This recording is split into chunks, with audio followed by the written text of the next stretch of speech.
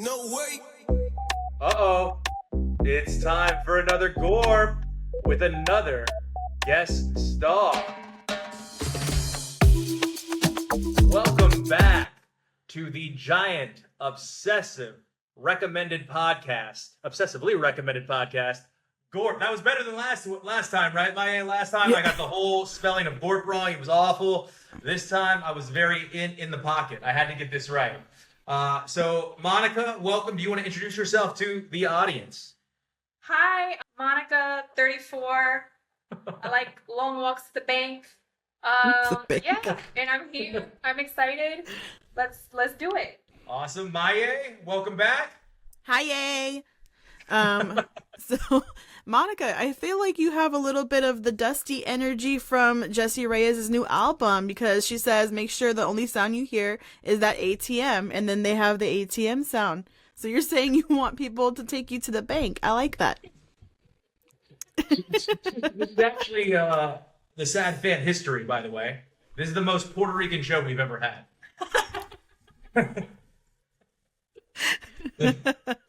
With only I wish I one had that's more tan. Puerto Rican topics like on tap. I don't. I should have thought that through, because I've known about this for about a week, and I didn't go with it. I suppose it would be, what tattoo on your body does not exhibit the Puerto Rican flag? But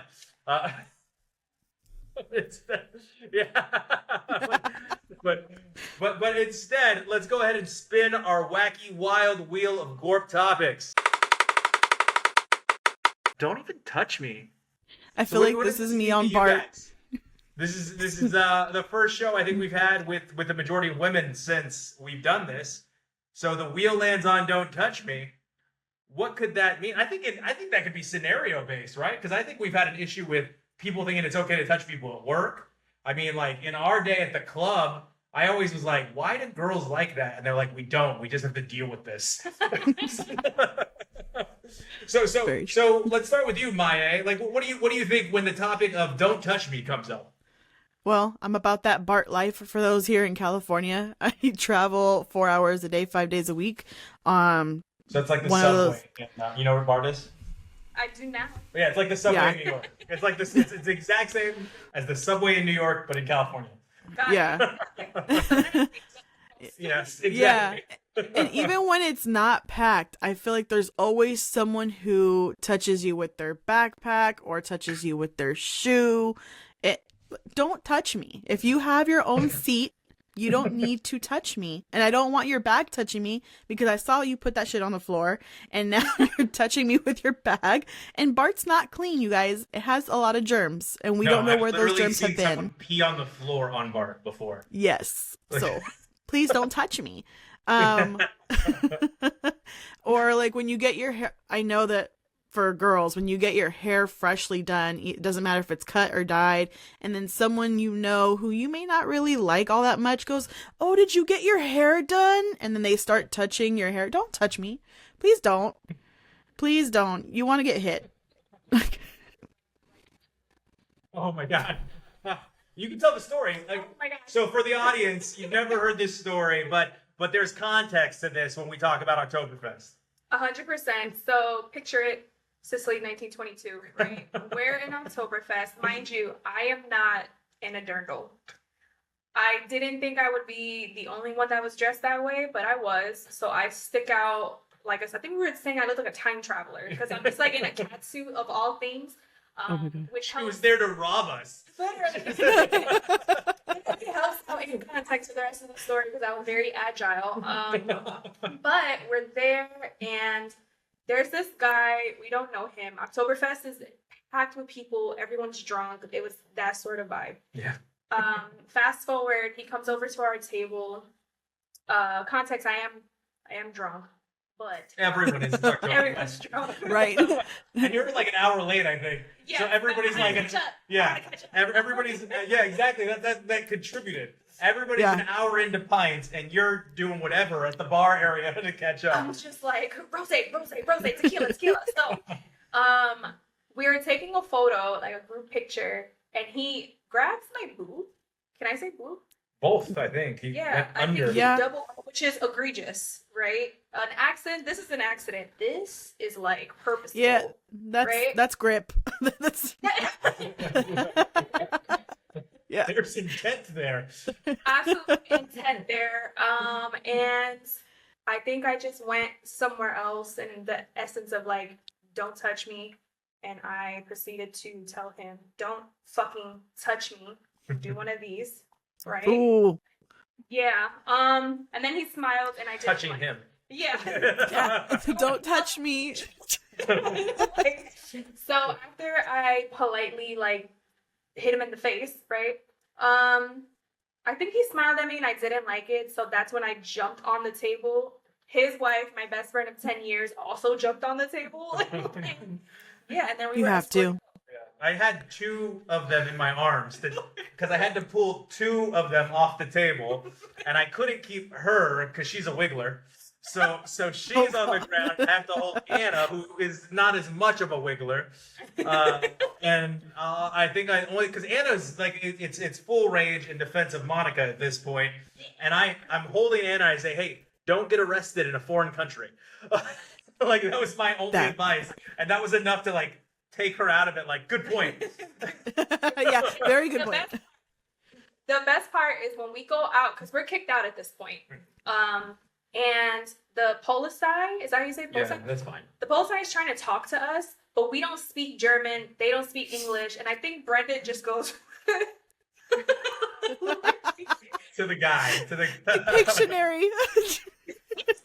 and they were like, oh, and they just cut his wristband and he got kicked out. Yeah, and we were all allowed to go back in. But yeah, it was a wild scene. So that's a great Don't Touch Me. It's fantastic. Like I think with me when I think about this, like I said, it is always the club thing. I guess I was just raised differently. I don't know, but I've never thought it's appropriate to go up to a group of women and then dance on a group of women.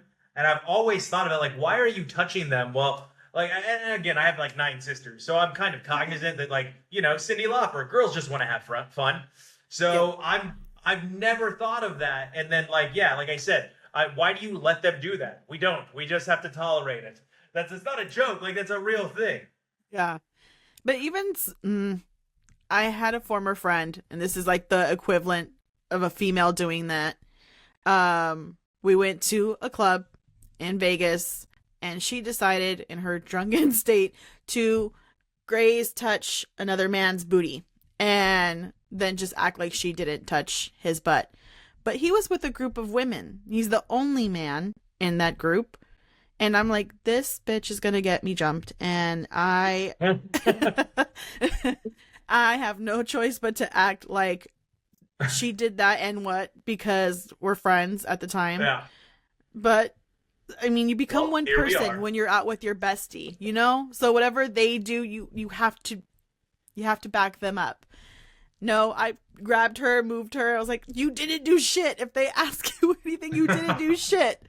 And she's like, I had a nice butt. Shut up. Don't do that. No touching. Like, but I'm usually the designated sober person, right? That's usually me. So we got out of that club, went somewhere else, and she touched another butt. She likes butts. So It's like Doug Judy's sister in Brooklyn Nine-Nine. She wants to see some butts.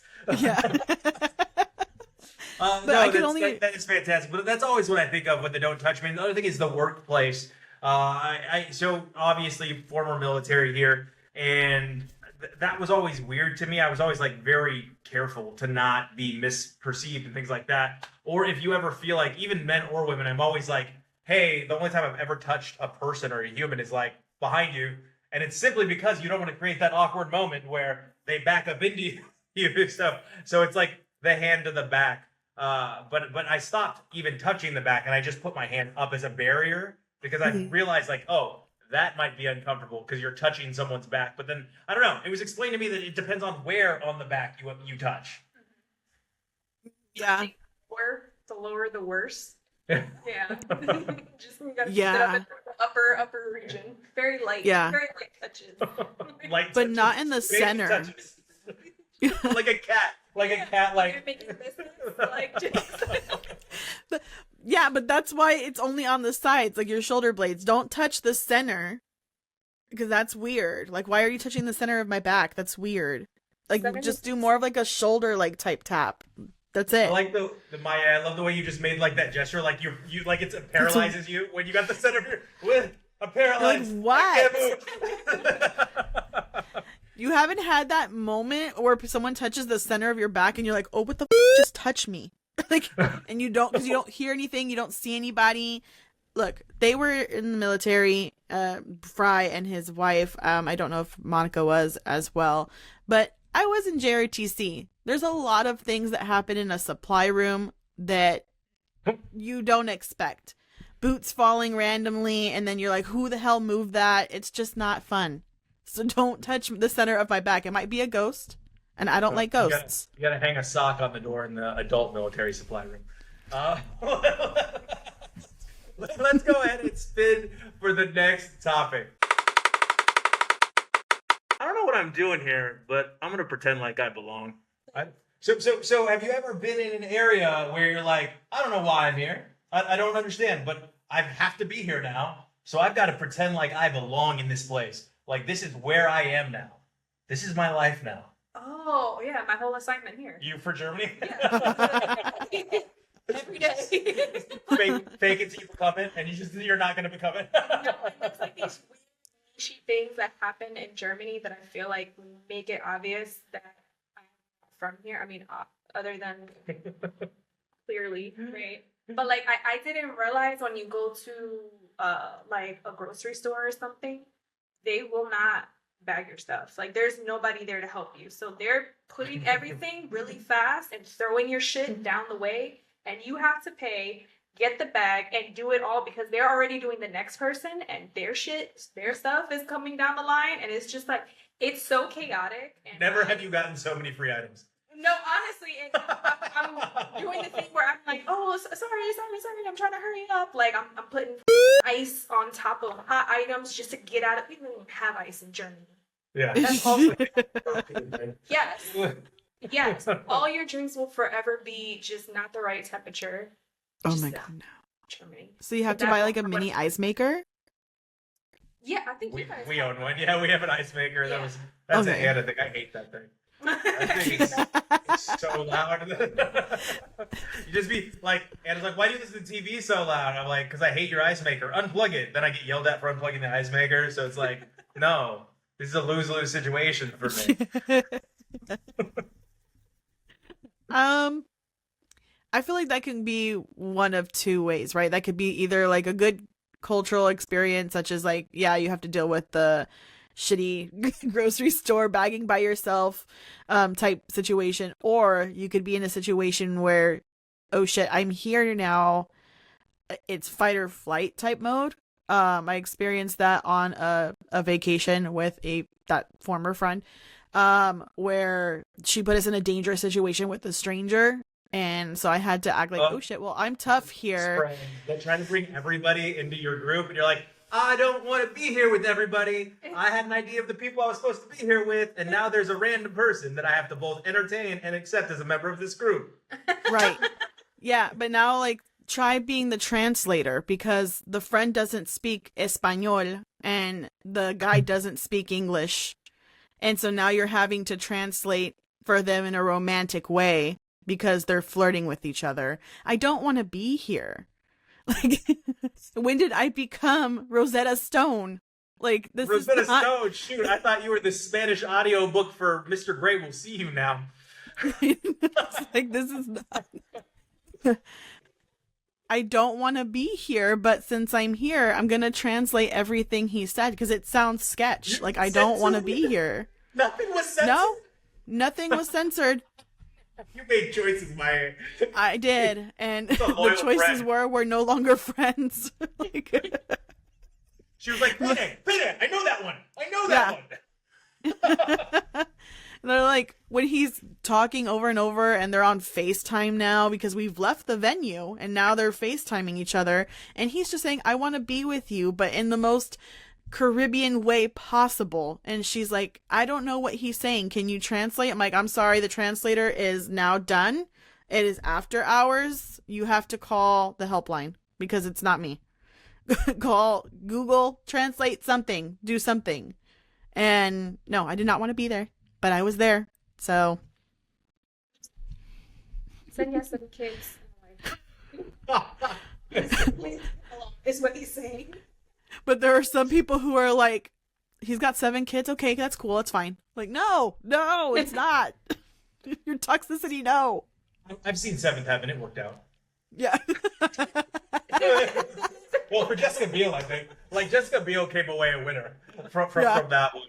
And she was the rebel, right? Has that ever happened to you, though, where you feel like you're translating for somebody else? Maybe even in English, right? Where somebody's getting the misinterpretation for the signals they're being sent? Yes. So, funny enough, I had a boss one time that he was Russian.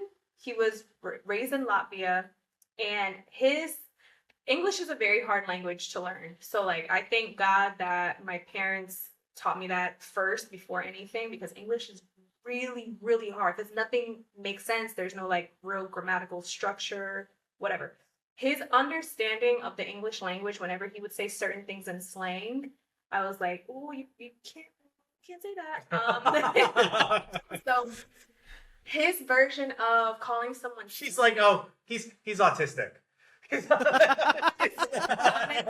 he was like he was like 6'4", just a massive Russian man, right? Yeah. And his way of saying like, oh, you're silly is to say you're stupid, right? Oh, no. He would go and have these conversations. I think the commander next door, she was a woman. She came over and they were talking, and they're laughing.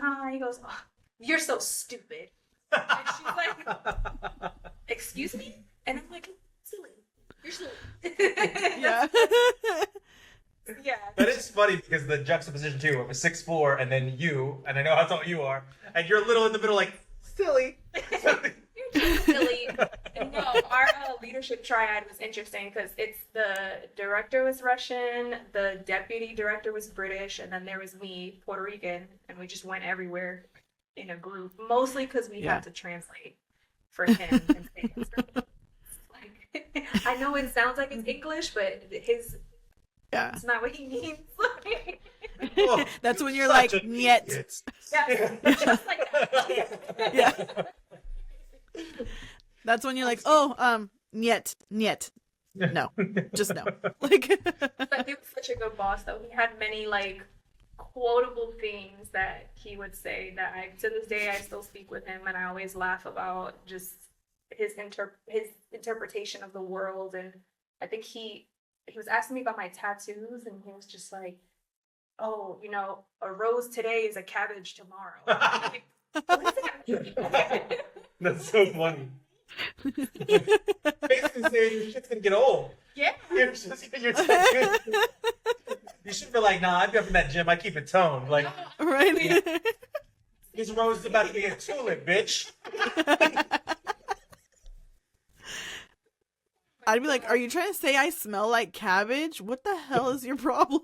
Is that what you're saying? It was just such a journey, that deployment. Such a journey. I think for me, I always think of imposter syndrome. Like, there's a lot of people that have that imposter syndrome where they're like, they arrive in a situation where maybe they're the leader, or they may not be the selected leader, but the found leader, or the chosen leader. Pardon me, I used the incorrect terminology, but the chosen leader. And it's kind of like, I'm sure that in their head, they feel like, oh, I don't belong here, never asked for this, right? And you go back to the old quotes of, yeah, the best leaders are the ones that never asked for it. And here you are, and you're probably going to be great at it because you never wanted it. So, I mean, you fake it till you become it. Oh my gosh, is this play about us? Like, She's like, are you trying to tell like, me something I didn't know? We'll see. I mean, part 2 hasn't been written for Germany yet. We're only in year 2. But no, I do think that. I think that happens a lot now, especially with so many incorrect people being thrust into leadership, that you have a lot of chosen leaders from the crew that's like, look, that person clearly, usually a man, doesn't know what the hell they're doing. All right? So we need to, like, you do. So they're going to give us something to do, and we know to ignore initial, right? Just jazz hands it so they think we're all doing what they ask, and let's go do the right thing over here. And I think that's happening a lot now. Oh, yeah. Yeah. Especially because we do see a lot of people being put, not just in like when you look at the country's structure as a whole in a lot of places, but when you look at people who get promoted. I worked for a company that did collections. I was not everybody's favorite person, but there was a there was like last name. Oh yeah. Like there was a lot of people who were getting promoted to leadership positions that had just got there, and I'm like, how? You've only been here a year? I've been here almost 5 years, and like I just don't understand. And then they would never actually lead. They would just kind of, oh hey guys, you're not hitting your quota, get it together, we'll meet next week. And I'm like, that doesn't help me. You're not asking me why I'm not meeting my quota, what's causing me to have a decline. Like, you're not doing those things, or which a leader typically how to improve. Yeah, like you're not doing that. Or you're saying we can't sound like robots when we're talking to people, but then you want us to say word for word what the script says because you don't want to get in trouble. Then how are we not supposed to sound like robots? Especially when, like, again, translating, right? Because I speak both English and Spanish. If I get a Spanish call, so it's Spanish speaking, I can't say exactly what's on this script because it's written in a way that they're not going to understand. It's written with the formal Spanish. So you're not leading me. You're putting me in a position where I don't want to be here. Yeah. Like the ones that think they're better than everybody with they add the at the end. Like, yeah. Purposely, when we went to Spain, I did not do the little list. I was like, no. She wanted them to know she was colonized and not the colonizer. Right. Yes. Well, yeah. Yeah. And I'm like, where do we go? Like, yeah. I will not list. The Boricua and me is not letting it happen. Like, it's just not. All right, let's spin on to the next topic. Good idea. How about you mind your own business?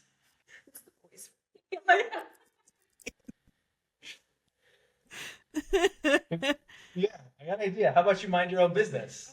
Have you ever been in a situation where you're sitting there and somebody's in your business and you're like, hey, how about this?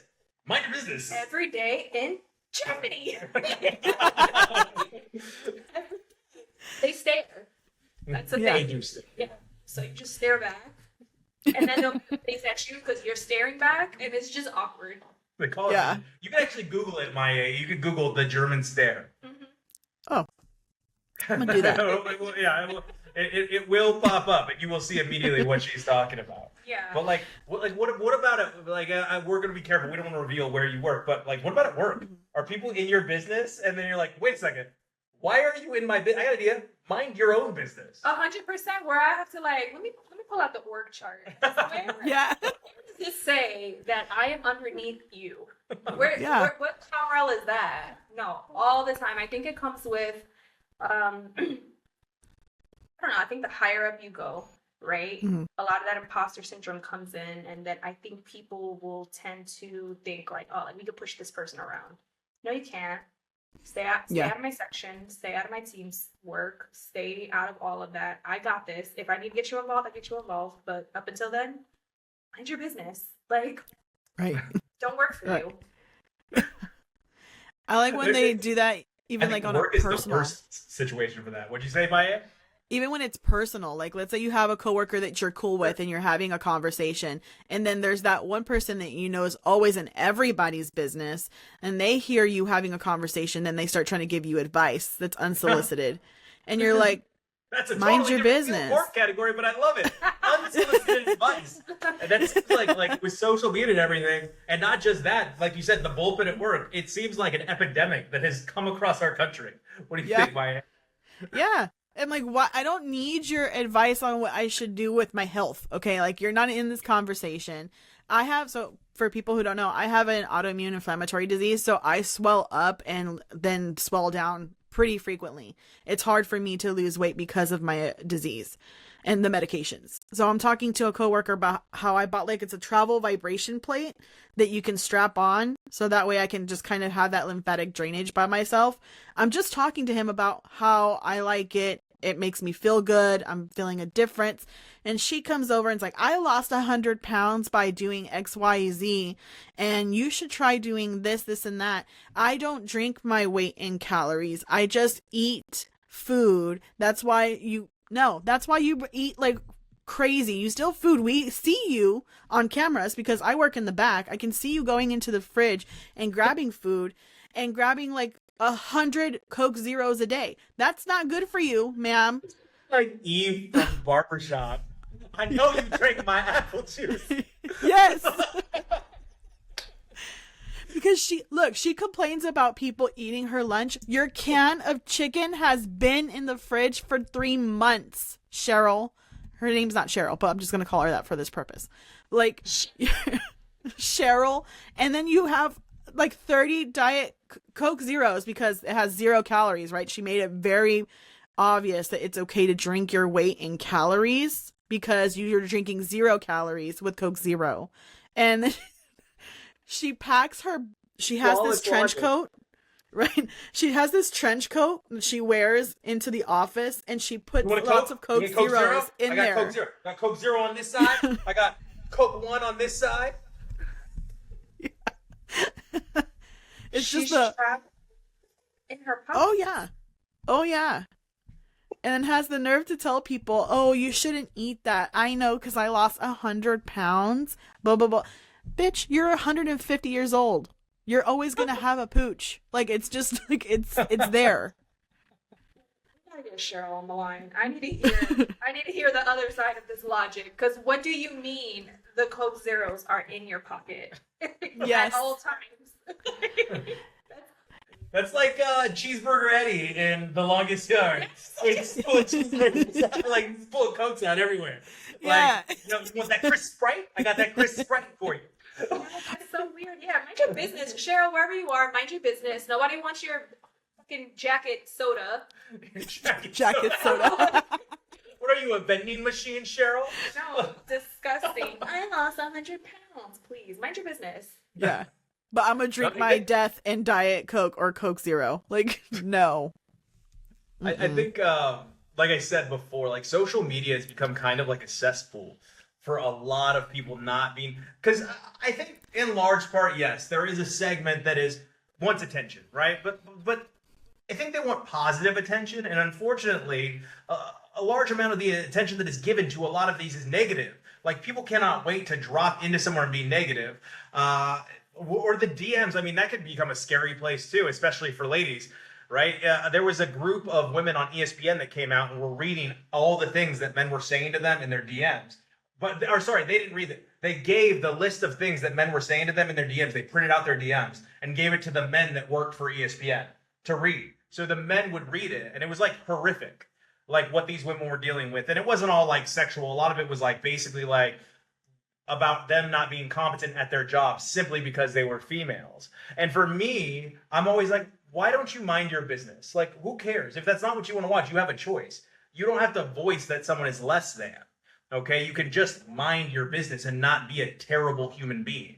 They chose to be a terrible human being. And then when it flips back, these are the same people that don't know how to mind their business that will play the victim about it. Like, oh my God, I can't believe you're coming at me like this. And it's like, dog, like, you're only being come at because you tried to come on. Anyway. Yeah.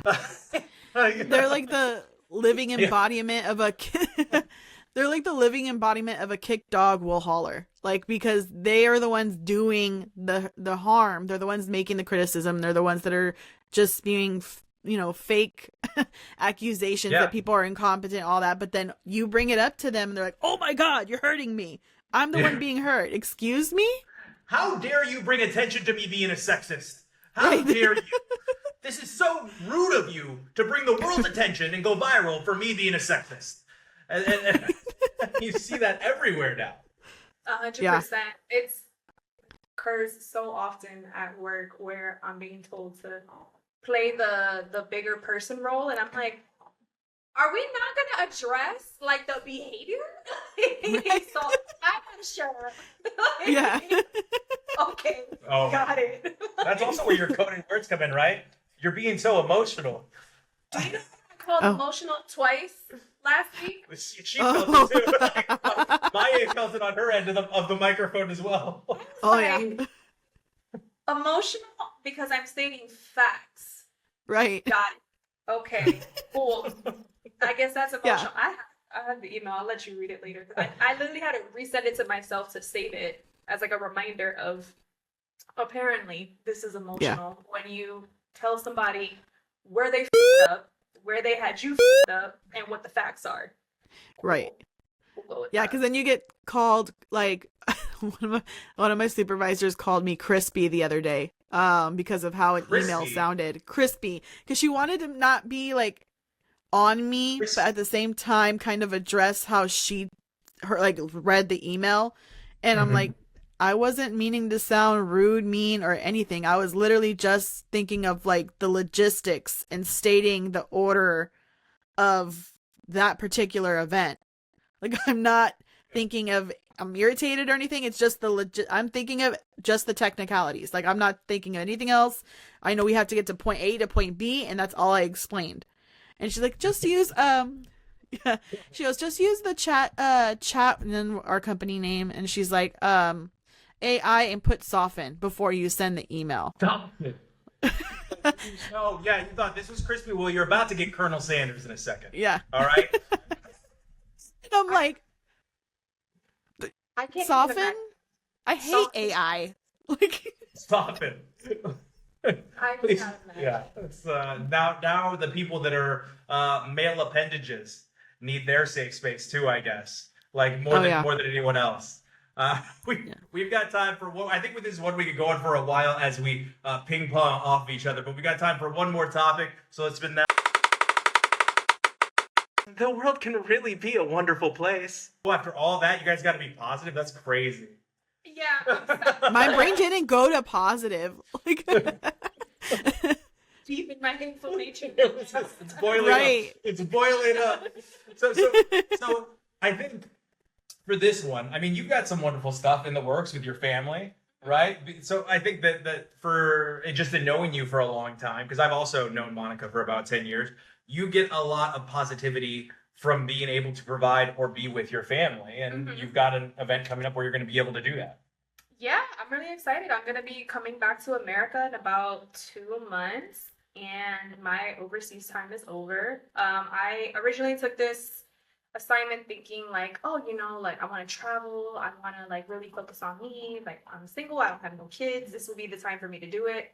And I think that's when I realized, like, man, I don't ever want to be far away from my mom and my sisters and my family and everybody. So just knowing that I have an assignment back stateside, even if it's maybe not the place I would have picked originally because I wanted to go East Coast, but it's still better than being like a 6-hour time difference, not being able to really be on the same schedule. 9-hour flight. Yeah, 9-hour flight. God forbid anything were to happen. So yeah, I'm really excited. I'm super excited to get back. That's like my little like happiness on the way. So right. That's your safe space where you're going to be where your family's at. So I get and it. where they put gasoline in the food. Like, that's going to be a positive too, right? Because here, they don't do that. It just tastes different. I'm jealous of all the fast food you're going to get to eat. Oh my God. I think we were talking about, I was like, I need a little MSG in my food.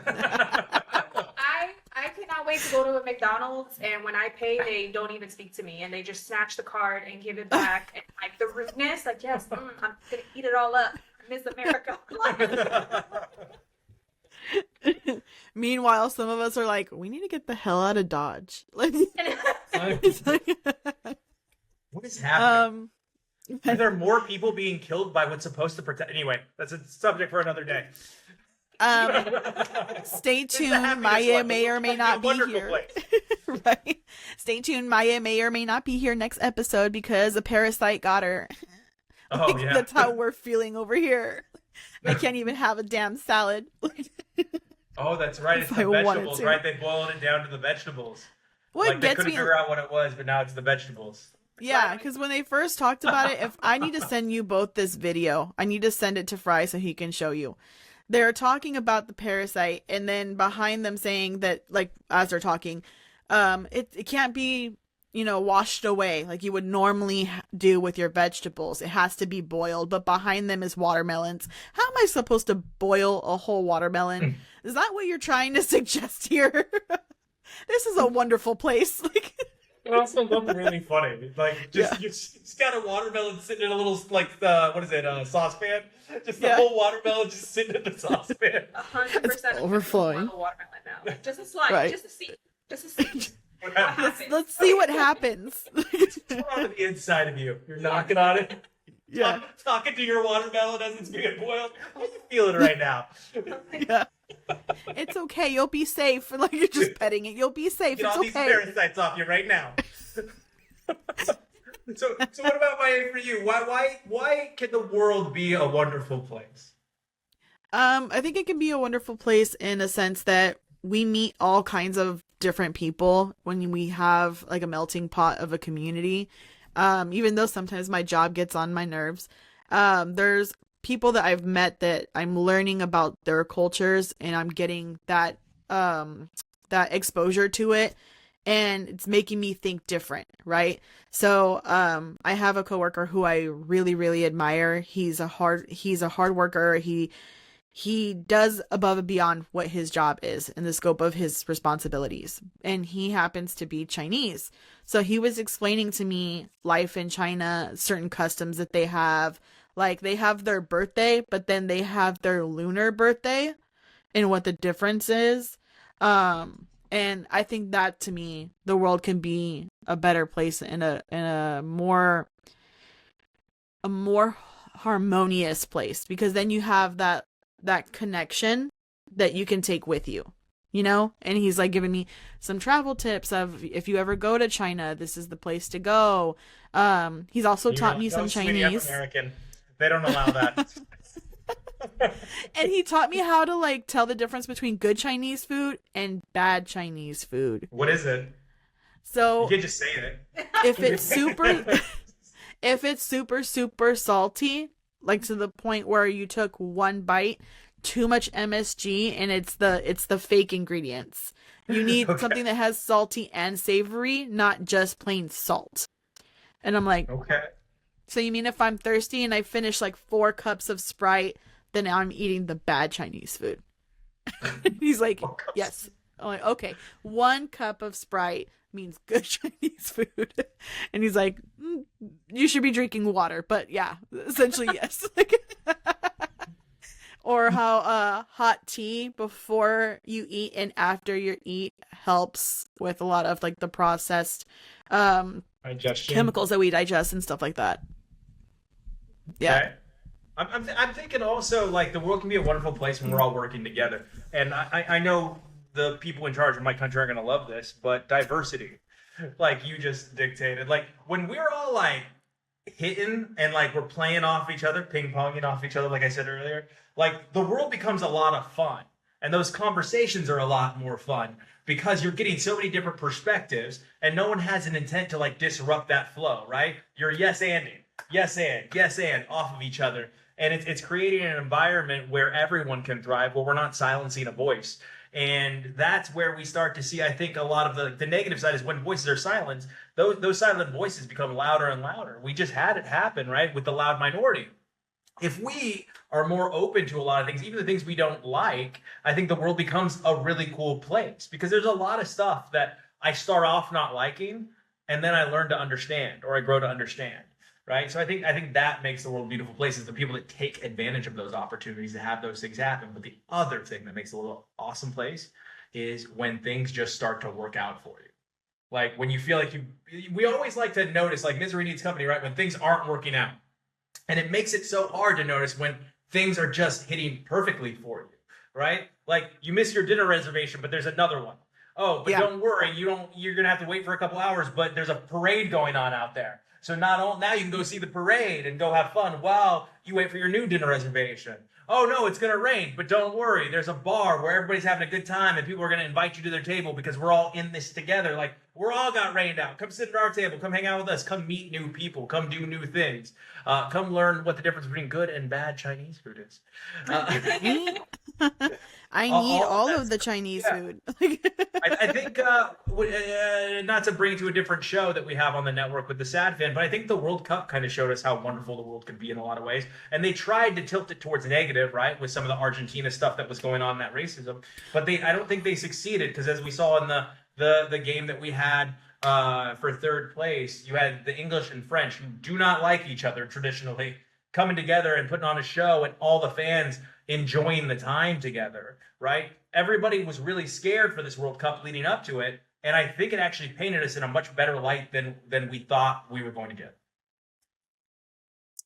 All I have to say about the World Cup is Mexico won a long ass time ago. For as long as I'm alive, they won, and everyone else is just playing shenanigans like scrimmage games. I'm not I'm not here for either or of the final teams. Bye, Español. It's okay. Monica thinks that one day Puerto Rico will rise up and eliminate the United States. Yes.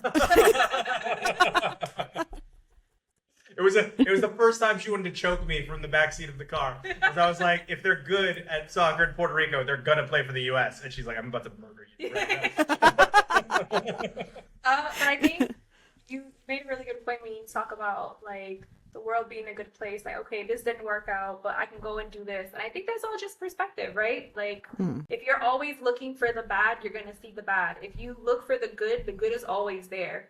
I think they call it like the red car theory or something like that. Like, if you want to see a red car, the more you think about it, the more you're going to see it, because you're purposely looking for it. So it's hunting the good in life. And I know that sometimes that's not the easiest thing to do, but there's always something good that can come out of a situation. And I've been training my brain to work in that way. Like, if I'm running late for work in the morning, I'm just like, okay, maybe there's a reason for this. Like, okay, then I'm not going to be stuck in all the gate traffic. Like, yeah, I'll be late to work, but I won't have to stop at the gate. I could just roll through. I'll be like, what, maybe 1 of 5 people there. So just small things like that. Yeah, hunting for the good. Yeah. I mean, even because we know as people that you meet all kinds of walks of life, even when you're traveling, and that could be like the good in the world. Because I remember coming back from Puerto Rico and my flight got canceled. And so I got on the standby, and you're going to many different places. I've met some people that I have now been friends with 2 years going from flights. And, you know, when I had even like TikTok, meeting people through TikTok, Brandon knows because we talked about it before, how I am invested in the Outlander series, and I've been kicked off of lives because how like intense it gets. Yeah. Yeah. I'm like, look, the book community is very intense, but I've gotten something out of it. When my grandmother was sick, some of these people who only met me online have reached out to me and said, how can we help? Do you need anything? So there is good in the world. It's just, you have to be open to it. When you're not open to it, you're going to just see the bad. You're going to see all of the, like animosity that the world has against each other, but it's unwarranted. So just look at the good stuff. It's not all fairy tales, but sometimes it works out. No, I love it. So after all of that, we're going to tell the audience to just, see the good. Look for the good. And also keep on gorping. We'll see you guys next time.